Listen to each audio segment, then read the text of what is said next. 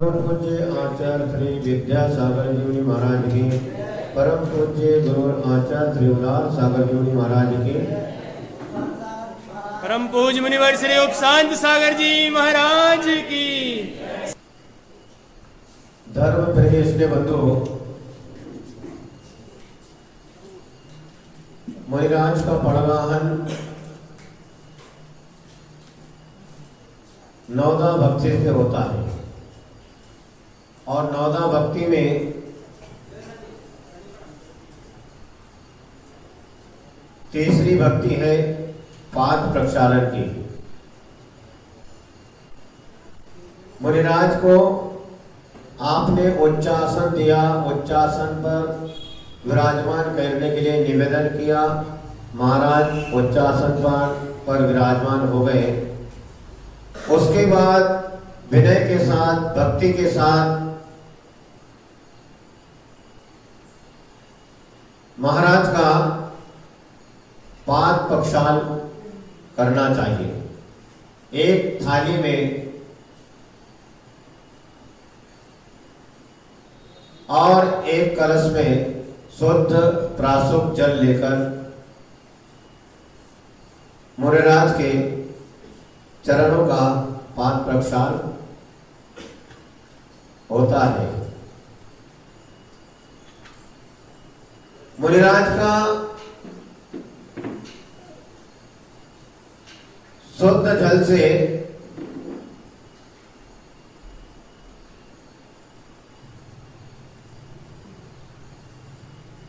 चरणों को धोना भक्ति भाव से पाद प्रक्षाल करना पुण्यवर्धक क्रिया है।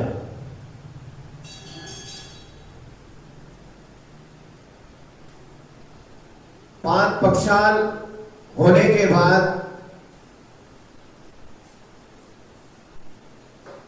चरणों का जो गंधोदक है, उस गंधोदक को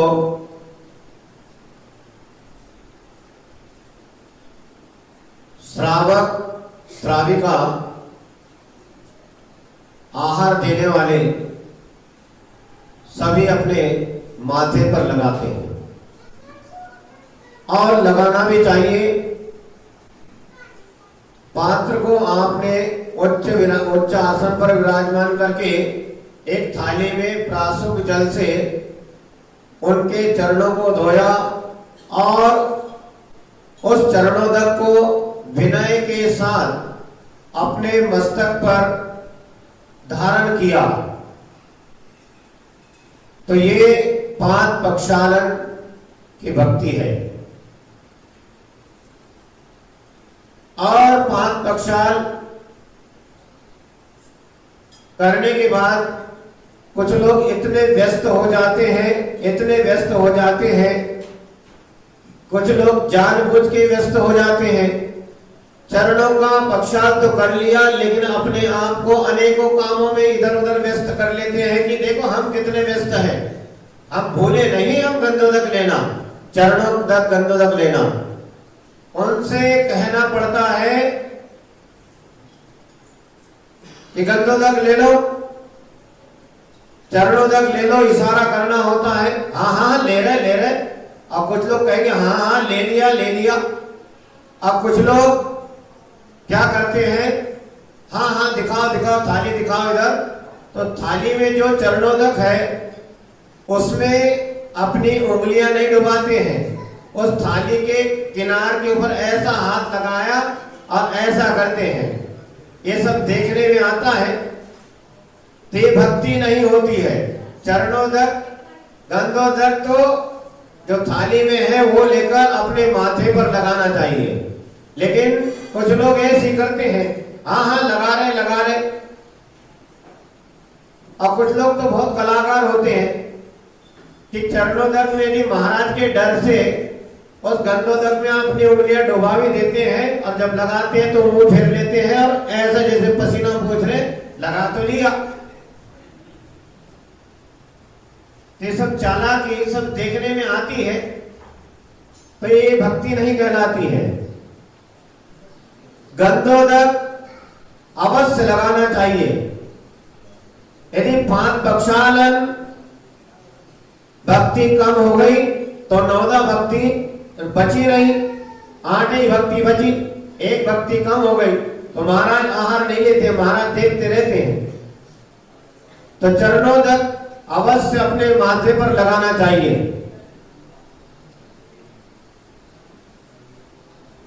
सतना शहर की बहुत पुरानी बात है। क्षमा सागर जी मुनि महाराज जी और हमारे पूज्य गुरुदेव आचार्य उदार सागर जी महाराज अलग अवस्था में थे, तो ऐसे 6 महाराज जी का संग था। वहां पर वो 6 महाराज के संग में प्रमाण सागर जी मुनि महाराज जी जो शिखर जी में अभी है विराजमान, प्रमाण सागर जी महाराज का किसी के यहाँ पड़गान हुआ, कोई पंडित जी रहे होंगे, उनके यहाँ पड़गान हुआ, तो पड़गाहन हुआ, चौके में प्रवेश भी हुआ, 5 प्रक्षालन हुआ, लेकिन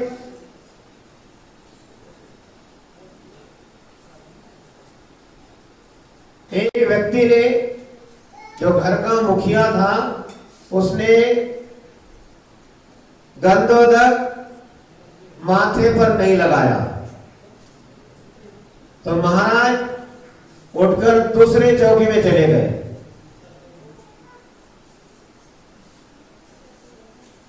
जब कभी कोई ऐसी बात हो जाती है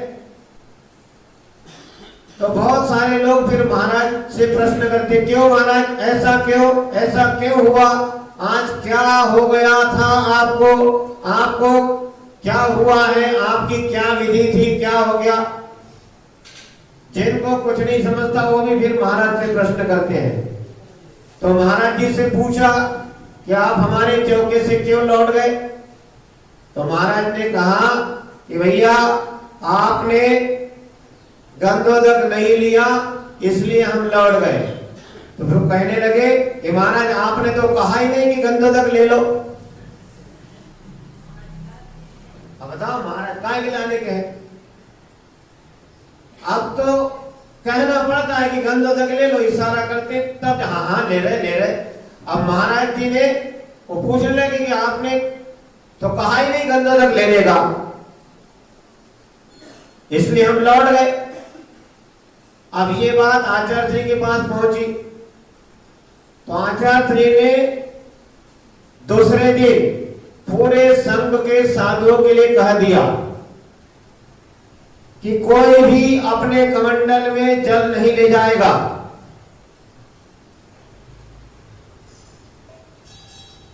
उस श्रावक जो पड़गान करता है वही सब कुछ करेगा, 5 प्रक्षालन वगैरह जो भी है। तो फिर उनके समझ में आई बात कि गंधोदक लेना चाहिए। फिर कहते क्षमा करना महाराज,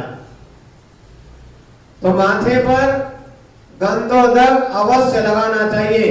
महाराज इशारा करे या कोई अपना साथी कहे कि गंधोदक लगा लो, नहीं, अपने स्वयं अंदर से भावना प्रकट होनी चाहिए कि ये मुनिराज के चरणों का गंधोदक हर किसी को नहीं मिलता है। जो पुण्यवान जी होता है, जो जन्मों जन्मों का साथी से पुण्य एकत्रित करता है, उसके लिए मुनि के चरणों का गंधोदक मिलता है। वहां पर कर्नाटक से संभवानंद जी मुनि महाराज जी आए। हम लोग इधर से पहुंचे जब हमारी दीक्षा नहीं हुई थी, बहुत भीड़ भाड़ हो गई। और उस गांव में जैन के घर पहले 1-2 थे, अब नहीं रहे, तो वहां पर अजैन लोग थे और अभी भी है, लेकिन बड़े श्रद्धालु है। जब भी कोई दिगंबर साधु आते हैं तो उनकी सेवा में जुड़ जाते हैं। तो महाराज आए, स्कूल का दरवाजा खुला, स्कूल के ग्राउंड में महाराज बैठे हैं और छिंदवाड़ा के कुछ लोग और हम लोग थे। महाराज का शाम को विहार करके आते हैं, तो 5 प्रक्षालन करना अलग है और जैसे चल के आए हैं, गर्मी है तो पैरों की सिकाई करना, तो भक्त है उनके लिए तो ये चरणोदक गंधोदक है, पवित्र जल है। तो बहुत सारा पानी बड़ी परात में लोग पानी डालते गए, पैरों की सिकाई करते गए। तो जितना भी गंधोदक था उस परात में, यानी एक मान के चलो कि 10-20 ग्राम जल भी नहीं बचा होगा, पूरा साफ हो गया। तो कहां गया होगा? उस नगर के जितने भी लोग थे, जैन नहीं थे, सभी ने उस परात में से थोड़ा थोड़ा जल लिया और पिया और अपने सिर पे डाला और अपने आप को धन्य मानने लगे कि ऐसे दिगंबर नागा बाबा के चरणों का गंधोदक हमें मिल गया। उस परात में कुछ भी नहीं बचा, गंधोदक पूरा साफ हो गया। और हमारे यहाँ मात्र माथे पर लगाने की बात है तो उसमें भी विचार करते हैं लगाए या नहीं लगाए। यदि बच गए तो बच गए, कई लोग तो दूर ही खड़े रहते हैं, वो सोचते हैं कि महाराज को दूर का दिखाई नहीं देता है, अपन दूर ही खड़े रहो, पास में जो खड़े हैं वो ले ले और अपन बचे रहो। और हमारे जैसे कलाकार तो कहते पहले गंधोदक लो, हाँ हाँ ले रहे महाराज ले रहे।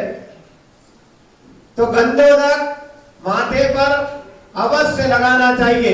हम गिरनार यात्रा से लौटे, वहां पर भी देखा एक राजपूत साहब थे कोई, उन्होंने एक धर्म काटा जिसके ऊपर ट्रक वगैरह वजनदार जो भी है वजन नापने के लिए ट्रक का ट्रक खड़ा हो जाता है, ऐसे धर्म काटा वाली दुकान खोले उन्होंने।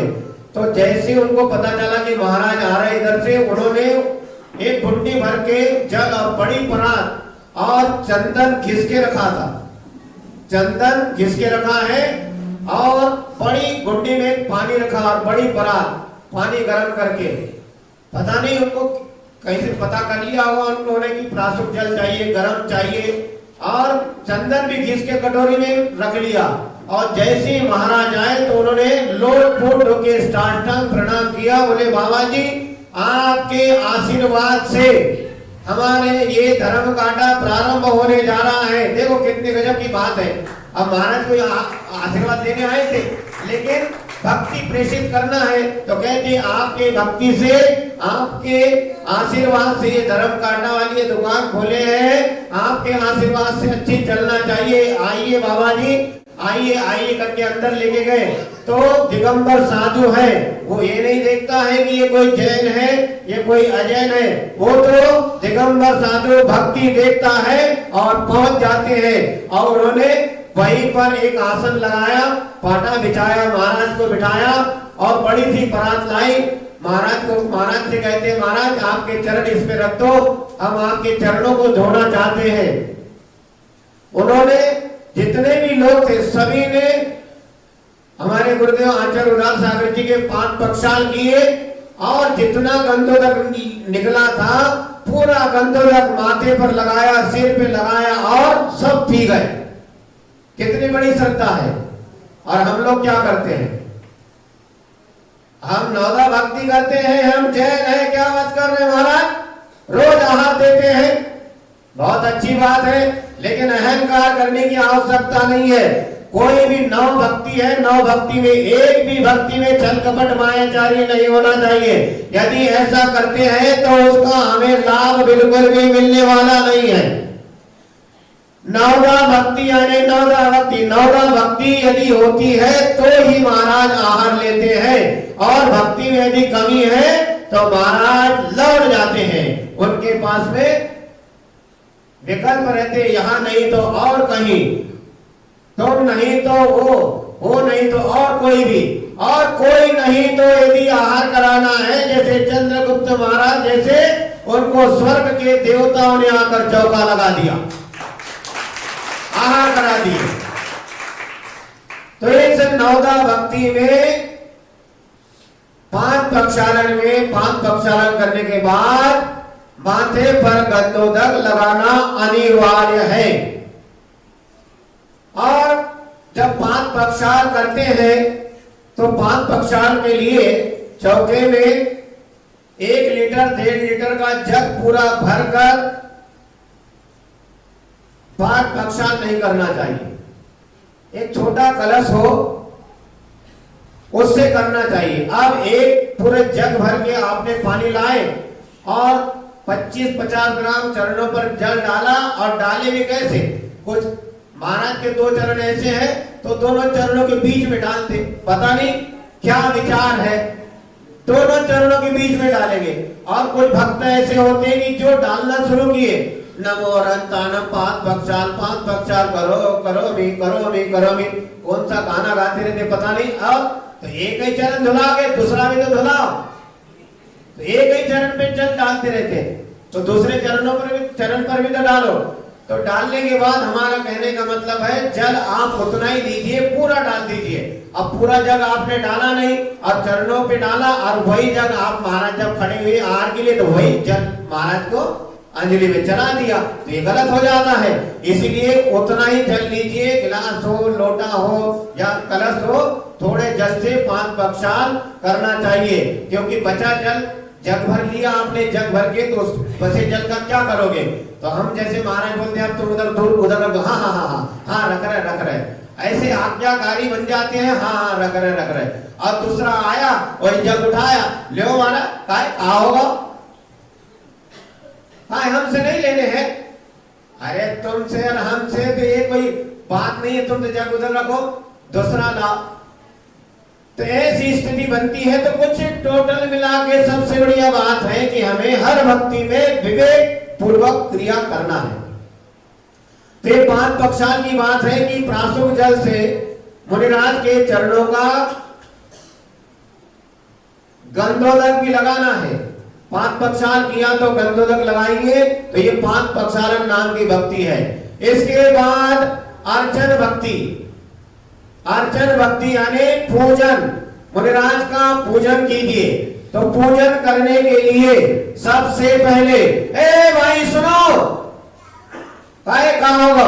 आज हमारे जो चौका लगा है, तुम्हें हमारे यहाँ महाराज को हाथ देने आने, एक काम करियो, मंदिर से पूजन की थाली लगा कर ले आइयो। भाई गलत नहीं बोल रहे, मंदिर से पूजन की थाली लगा कर ले आना। देखो तो कितने अच्छे लोग हैं जिन घर में कुछ बचा ही नहीं है। अब भगवान की मंदिर की पूजन सामग्री घर में ला, यदि उनसे पूछो क्यों मंदिर से नहीं लाना चाहिए, घर के तरफ से पूजन करना चाहिए। अरे महाराज मंदिर में हम ही लेते हैं, हमारी तरफ सामग्री हम नहीं ला सकते।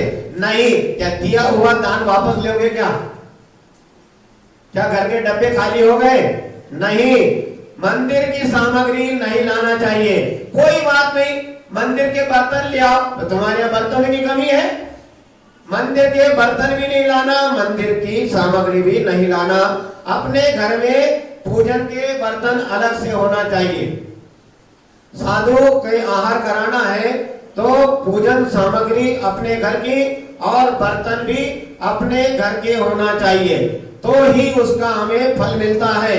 और अब बात है कि चंदन की, तो चंदन कहां से लाएंगे महाराज? तो पहले, और आज भी कुछ घरों में, हर घर में एक पारस पत्थर संगमरमर का या कोई ऐसे चंदन घिसने का हर घर में होता था। अब पता नहीं कहां चला गया वो। अब महाराज नमक मिर्ची पीसने का वो क्या बोलते सिलबट्टा ही नहीं रहा, तो कहां का चंदन रहा? तो मिक्सर आ गई। लेकिन नहीं, ये आवश्यक चीजें हैं, ये जरूर होना चाहिए। चंदन भी अपने घर का होना चाहिए। लेकिन ठीक है, अब चंदन नहीं मिला तो मंदिर का ले आए, लेकिन केसर वगैरह चंदन ये सब अपने घर का होना चाहिए। और पूजन के बर्तन अच्छे वाले होना चाहिए, हो तो सोने के हो और नहीं तो चांदी के हो, और चांदी के नहीं तो पीतल के हो। कम से कम इतने तो होना चाहिए। अब स्टील का लोहे का जमाना आ गया है तो चलो कोई बात नहीं, लेकिन घर के तो होना चाहिए। और उस पूजन सामग्री में बर्तनों में ठोना अवश्य होना चाहिए। लोग क्या करने लगे, एक ही थाली में द्रव्य चढ़ा देते, जल चंदन सब चढ़ा देते हैं, जबकि ठोना अति आवश्यक है। ठोने में स्थापना की जाती है और द्रव्य सामग्री जहां पर हम स्वास्तिक बनाए हैं, रत्नत्रय का प्रतीक 3 बिंदु चंदन से लगाए हैं। मोक्ष मार्ग का प्रतीक चंद्रमा जैसे आकृति बनाई है, उसके ऊपर अर्घ बाकी सामग्री चढ़ाई जाती है, पुष्प ठोने में चेपण किया जाता है। तो ठोना अब आलस इतना बढ़ गया है कि दुकानों में बर्तनों पर पहले से ही स्वास्तिक खुदा हुआ मिल रहा है। अब स्वास्तिक बनाओ, इशारा किए, अरे जो तो पहले से ही बनो है हमें, ये नहीं चलेगा, अपने हाथ से बनाओ। हाँ बना रहे, तो कैसे बना रहे? अरे हल्दी, अब चंदन के जगह हल्दी उठा लिए, आलस प्रमाद है। जबकि चंदन की तासीर ठंडी होती है और हल्दी की तासीर गर्म होती है, इसीलिए आदमी आज टेंशन में बहुत ज्यादा है। चंदन के जगह हल्दी चढ़ाते हैं, चंदन के जगह हल्दी चढ़ाना, तो ये कहां की न्याय नीति है? अब हल्दी भी नहीं है, अब क्या करे? तो कंजूस हो के कंजूस, उसमें से क्या कहते हैं उसको, चिटक, दीप चिटक बिल्कुल ऐसे 2 उंगली से उठाया, आज ठोने क्यों बना दो वो। अब वो तो नारियल है, नारियल का टुकड़ा है, और वो तो तेजी होता है, उसमें तेल निकलता है, तो उसी से स्वास्तिक बनाया, अष्टकमल बनाया, जो बन गया बहुत अच्छे। आप कई बार तो बुद्धि लगाते हैं, साथ में बहुत से लोग सलाहकार रहते हैं, अरे पानी से बना दे, तो कलश जो जल का रखा उसमें उंगली डुबाई, अब पानी से जल से उन्होंने बना दिया, तो ऐसे कैसे चलेगा? यदि आपके थाली में रोटी के जगह और गुलाब जामुन के जगह ऐसी कुछ चढ़ा दिया जाए, तो कागज की रोटी हो तो क्या होगा? बोलेंगे ऐसे कैसे होता? तो यहां पर भी ऐसी नियम पद्धति है कि आपको चंदन से ही, केसर से ही ये लेखन कार्य करना चाहिए।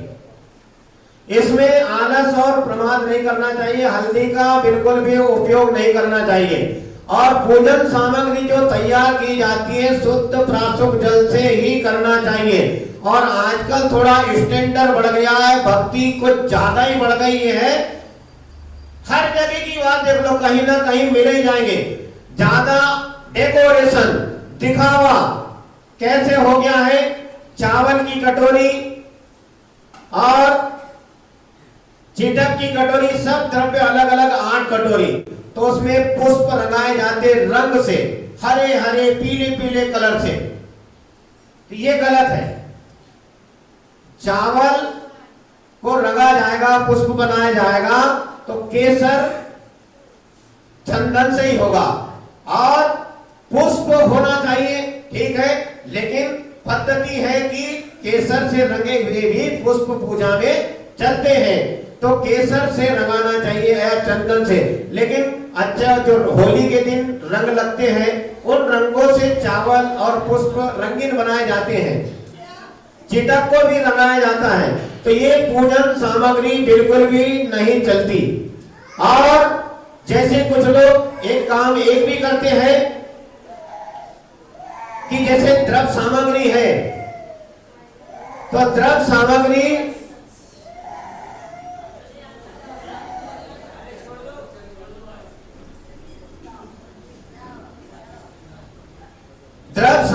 जैसे कहते हैं कि पूजन की 8 द्रव्य होती है। अब उसमें इतना तो काम बन गया कि चलो कि हल्दी नहीं चढ़ेगी, चंदन चढ़ेगा। अब जो है तो चिटक से बना दी, पानी से बना दी। अब जब पूजन शुरू होती है, आह्वान होती है, तो फिर दिमाग लगाते हैं कि आह्वान करना, स्थापना करना है, तो चावल के 3 दाने ही होना चाहिए। चौथा यदि दाना चढ़ गया तो कोर्ट केस हो जाएगा।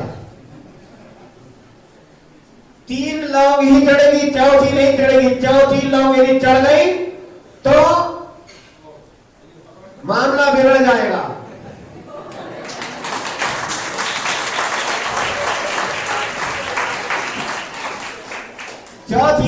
नहीं चढ़ना चाहिए।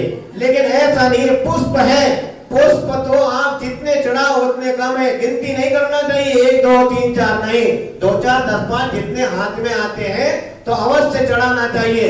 और आपकी पूजन सामग्री थाली में 200-250 ग्राम चावल है, बादाम है, बहुत सारी आधा किलो की सामग्री है। और जब जल का नंबर आता है, जल चढ़ाया जाता है तो पानी की 2 बूंद टपकाई जाती है। जैसे कोई पानी नहीं है एक शहर में, 2 बूंद टपकाएंगे, नहीं कम से कम भाई थोड़े धारा तो छोड़ो, 2 4 10 5 थोड़ी। तो और कुछ लोग क्या करेंगे, उठा के अब ठीक है 2 बूंद की बात, हम तो पूरा कलश ही रख देते हैं। तो जल का कलश चढ़ा दिया, चंदन का कलश चढ़ा दिया। अब जब आखिरी में बारी आती है अर्घ की, तो अर्घ 8 द्रव्य से मिलकर बनता है, अनेक द्रव्य से मिलकर बनता है। अब आपका उसमें चंदन भी चला गया और जल भी चला गया, अब बची कितनी द्रव्य सामग्री, तो वो कैसे अर्घ बनेगा।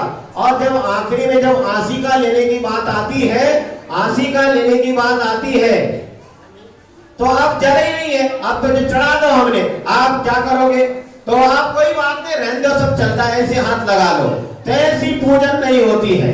तो पूजन सामग्री व्यवस्थित होना चाहिए, शुद्ध प्राशुद्ध जल से होना चाहिए। और उसमें अपने को कंजूसी बिल्कुल भी नहीं करना चाहिए। यदि कंजूसी करते हैं तो उसका हमें लाभ नहीं मिलेगा। कंजूसी की बहुत बढ़िया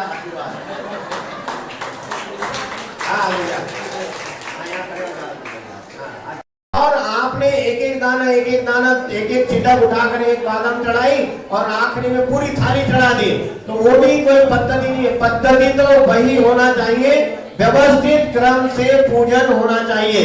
ऐसी ये अर्चन नाम की भक्ति है कि चरणों तक लेने के बाद जल चंदन अक्षत पुष्प नैवेद्य दीप धूप और फल, इन 8 द्रव्यों से पात्र की पूजा करना अर्चन भक्ति कहलाती है। तो इस प्रकार से मुनिराज का चौके में 5 प्रक्षालन और पूजन होना चाहिए। इसी मंगल भावना के साथ सभी को हमारा बहुत बहुत आशीर्वाद है। परम पूज्य गुरु आचार्य त्रिभुवनदास सागर जी महाराज की